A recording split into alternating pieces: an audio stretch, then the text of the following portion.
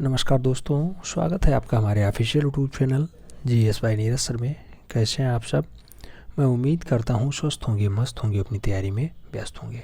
मित्रों, आज की जो क्लास है ये जो है पाश्चात्य कला से संबंधित है। आप जानते होंगे पाश्चात्य कला के क्वेश्चंस भी खूब आते हैं।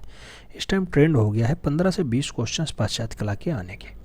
आप जानते हैं 125 क्वेश्चंस का टेस्ट होता है TGT यानी ट्रेंड ग्रेजुएट टीचर आर्ट वाले में। और अगर पाश्चात्य आपके सिलेबस में नहीं दिया गया है और वहाँ से क्वेश्चंस बनता है तो ये समझ लीजिए कि कितना महत्वपूर्ण डाटा है।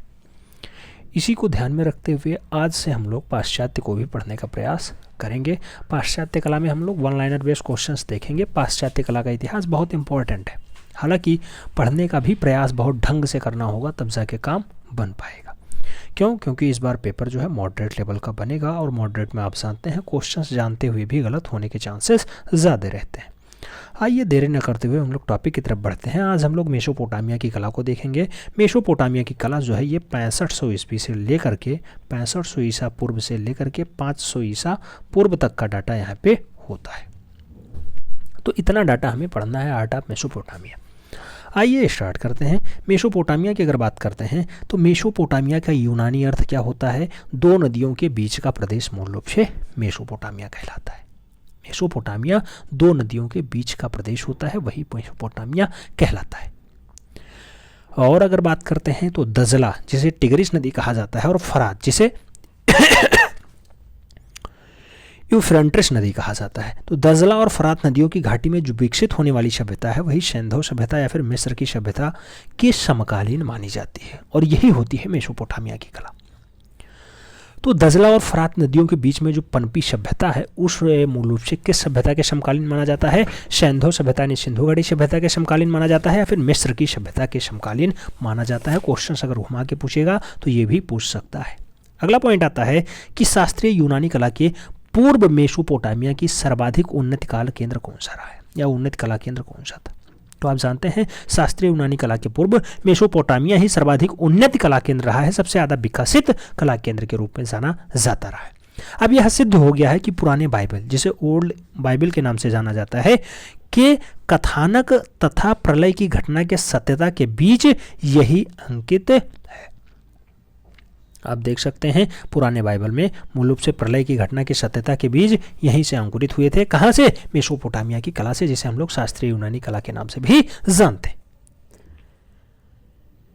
शास्त्रीय यूनानी कला जैसे कंप्लीट होती है उसी के बाद मेसोपोटामिया आती है और उसका उन्नत केंद्र माना जाता है। इससे यह सिद्ध हो जाता है कि जो बाइबल है इसका कथानक प्रलय की घटनाओं की सत्यता के बीच कहाँ से अंकुरित होते हैं? तो मेसोपोटामिया से अंकुरित होते हैं। मेसोपोटामिया की एक डाटा आप देख लीजिएगा, मेसोपोटामिया गुड़िया की प्रतिमा, ये है गुड़िया की प्रतिमा। अच्छे से देख लीजिएगा, ढंग से देख लीजिएगा। आधुनिक इराक में मूल रूप से पाया जाता है और लिब्रो म्यूजियम मूल रूप से पेरिस में रखा हुआ है। ये गुड़िया की प्रतिमा है, देख लीजिए अच्छे से। गुड़िया की प्रतिमा कब बनी हुई है? तो याद रखना है 2144 से 2124 ईसा पूर्व में ये तलाशी गई है, मूल रूप से निकाली गई है। गुड़िया की प्रतिमा मेसोपोटामिया से प्राप्त होती है। प्रस्तर युग का बहुत अच्छा डाटा माना जाता है। कहाँ पे संग्रहित है? लिब्रो म्यूजियम पेरिस में संग्रहित है।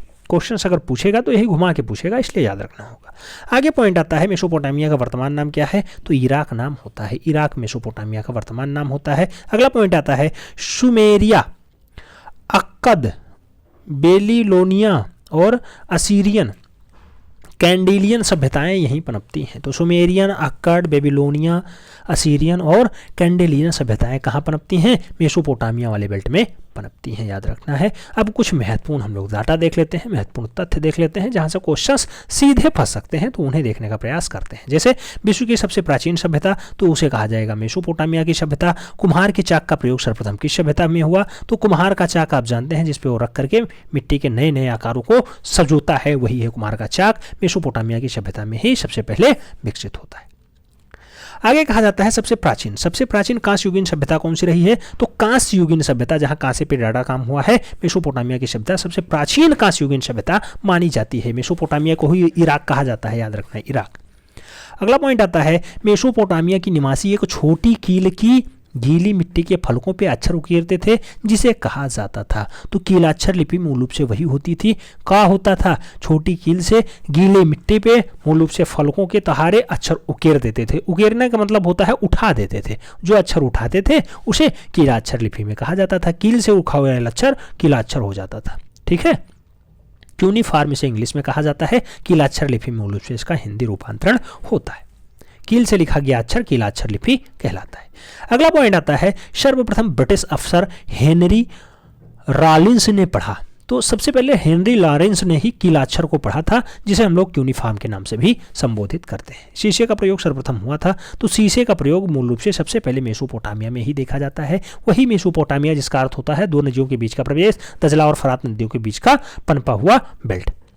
आगे कहा जाता है लेखन पद्धति का विकास सर्वप्रथम किया गया है। तो लेखन पद्धति सबसे पहले कहाँ विकसित होती है? लेखन पद्धति भी सबसे पहले मेसोपोटामिया, जिसे सुरेम या फिर सुमेर के निवासी कहा जाता है, मेसोपोटामिया के निवासी या फिर सुमेर के निवासियों ने सबसे पहले लेखन पद्धति को विकसित किया था। नाम याद रखना है, डाटा आगे काम देगा।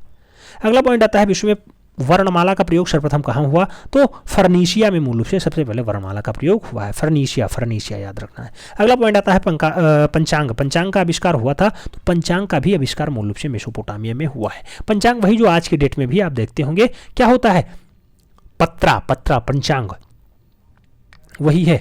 पंचांग का आविष्कार मेसोपोटामिया काल में होता है। मेसोपोटामिया का इतिहास किसने लिखा था?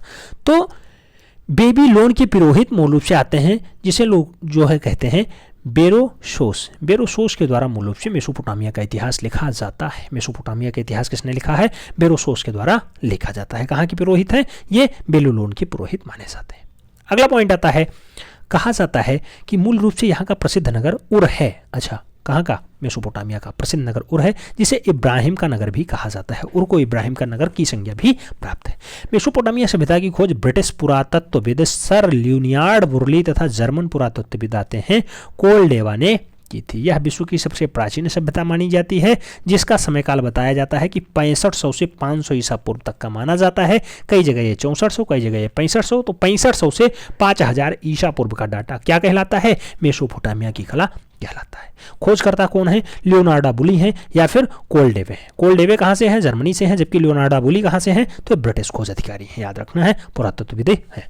अगला पॉइंट आता है, मेसोपोटामिया के सबसे प्राचीन अवशेष मुख्यतया कहाँ की प्रतिमाओं से मिलते हैं? तो आप देखेंगे कि मेसोपोटामिया सबसे प्राचीन अवशेष भवनों और प्रतिमाओं के रूप में मिलते हैं। सर्वाधिक प्राचीन भग्नावशेष यहाँ के लोगों द्वारा पूजी जाने वाली चंद्रमा की देवी सिन से संबंधित रही है। चंद्रमा की देवी कौन है? सिन है। सिन से ही सबसे ज़्यादा भग्नावस्था के डाटा मिले हैं, सबसे पुराने भग्नावस्था के वेव्स मिले हैं। कहाँ पे? मेसोपोटामिया में। मेसोपोटामिया से जो क्वेश्चंस बनेगा, या तो इराक वाला पूछ लेगा कि मेसोपोटामिया का वर्तमान अर्थ क्या होता है, तो इराक होता है, या फिर ये पूछेगा दजला और फरात नदियों के बीच में पनपी सभ्यता कौन सी है? मेसोपोटामिया। हो सकता है इसके खोज के बारे में पूछ ले, तो आप सीधे सीधे आंसर्स मार देना, लियोनार्डो बुरी या फिर कोलडेवे। अगला पॉइंट आता है यहाँ के वस्तुओं का प्राचीन उपलब्धि उदाहरण।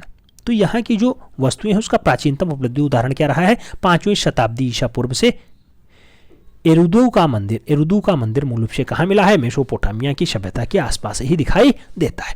मेसोपोटामिया की कला के केंद्र पूजा गृह होते थे, जिसमें जिग्गुरत के नाम से पुकारा जाता था इस पूजा गृह को। और जिग्गुरत शब्द का सुमेरियन भाषा में अर्थ होता है पर्वत निवास। इसका निर्माण काल मूल रूप से 2900 ईसा पूर्व से 2750 ईसा पूर्व के मध्य का बताया जाता है। किसे? जिग्गुरत का मतलब होता है कि 2900 साल से पहले और 2300 ईसा पूर्व के मध्य जो पूजा स्थल हुआ है उसे हम लोग जिग्गुरत के नाम से जानते हैं। पर्वतों पर निवास इसका मूल रूप से सुमेरियन भाषा में अर्थ निकलता है। अगला पॉइंट क्या निकलता है? अगला पॉइंट कहा जाता है कि मेसोपोटामिया में सुमेरियन युग के सीढ़ीदार पिरामिडों के आकार वाले पूजा ग्रहों को ही जिगुरत कहा जाता है। सुमेरियन ईंटों से निर्मित पर्वताकार ढांचा बनाया जाता है, उसमें देवस्थान बनते हैं जहां देवता निवास करते हैं। उरूक में अन, इना और इयान नामक जिगुरत थे। अन, इनाना और इयान नामक प्रसिद्ध जिगुरत कहाँ पाए जाते थे? तो देवस्थान में पाए जाते थे, सुमेरियन में पाए जाते थे। ऐसा डाटा मेसोपोटामिया में दिखाया गया है, मेसोपोटामिया में पाया जाता है। अगला पॉइंट देखेंगे तो कहा जाता है एक प्रसिद्ध चित्र है जिसे मेसोपोटामिया इराक में पाया गया है, उर का महान जुगुस। आप देखेंगे ये है उर। अभी आपने देखा कि अन, इना और इया मूल रूप से कहाँ पाए गए थे? सुमेरियन के ईंटों में पाए गए थे, यानी मेसोपोटामिया में पाए गए थे। एक भवन देखिए मेसोपोटामिया इराक में स्थित है, कहा जाता है उर का महान जुगुरत। उनका महान जुगुरत कब का बना हुआ है? 2100 ईसा पूर्व का, ईसवी पूर्व का बना हुआ है, याद रखना है। अगर क्वेश्चन बनता है उर का महान जुगुरत कहाँ पे स्थित है, तो आप आंसर्स लगाना मेसोपोटामिया की कला में स्थित है। मेसोपोटामिया की कला किन दो नदियों के बीच? तो दजला और फरात, जिसे हम लोग टिग्रिस और यूफ्रेटिस के नाम से जानते हैं। अगला पॉइंट आता है मेसोपोटामिया में बेलोवेनियो का मीनार या बेबीलोन के मीनार। बेबीलोन के मीनार तथा झूलते हुए बाग कोल्डिवा के शासक नेबूखदनेस्जार के शासनकाल में 6वीं ईसा पूर्व में मूल रूप से बने थे। वर्तमान में यह हिल्लाए बेबीलोन प्रांत इराक के अंतर्गत आते हैं। अगला पॉइंट आता है, अगला पॉइंट कहा जाता है बेबीलोन के झूलते हुए बाग की गिनती प्राचीन विश्व में 7 आश्चर्य में भी की जाती है। बेबीलोन के झूलते हुए बाग को 7 अजूबों में भी देखा जाता है। अगला पॉइंट कहा जाता है मेसोपोटामिया में रंगीन ग्लेटेस टाइलों का प्रयोग 9 बेबीलोनियो शासक नेबूखदनेस्जार के समय भवन निर्माण में भी हुआ है। और लास्ट पॉइंट कहा जा रहा है, लास्ट पॉइंट क्या है, अभी एक पॉइंट और बनेगा। मेसोपोटामिया की कला में संगीतात्मक सौंदर्य भावना का जन्म असुरबानीपल के शासनकाल में हुआ है। चापाकार ईंटों का प्रयोग मेसोपोटामिया में मेसिसिलम कला के भवनों में दिखाई देता है। चापाकार ईंटों का प्रयोग। तो कुछ खास डाटा था जो मेसोपोटामिया की कला से संबंधित था, उसे हम लोगों ने जो है पढ़ने का प्रयास किया, जिसमें हम लोगों ने कीलाक्षर लिपि पढ़ा, जिसमें आप जानते हैं छोटी कीलों से जो गीली मिट्टों पे फलकों के द्वारा उकेरा जाता अक्षर, वही है कीलाक्षर। कीलाक्षर को सबसे पहले किसने पढ़ा था? आप जानते हैं कीलाक्षर पढ़ने का काम भी बहुत खास व्यक्तियों का रहा है। पंचांग का आविष्कार भी मूल रूप से मेसोपोटामिया में ही होता है। दजला और फरात नदियों के बीच जो पनपी सभ्यता है वही है मेसोपोटामिया। हमें उम्मीद है कि यहाँ से जितने भी क्वेश्चंस बन सकते हैं आगे हम लोग देख लेंगे। फिलहाल आप लोगों ने इसे देख लिया होगा, हमें उम्मीद है कि समझ में आ गया होगा। पेन पेपर उठा के बैठे होंगे, नोट डाउन कर लिए होंगे, जो एक्स्ट्रा फैक्ट्स आपको दिखाई दिया होगा। मिलते हैं शॉर्ट में, तब तक के लिए जय हिंद।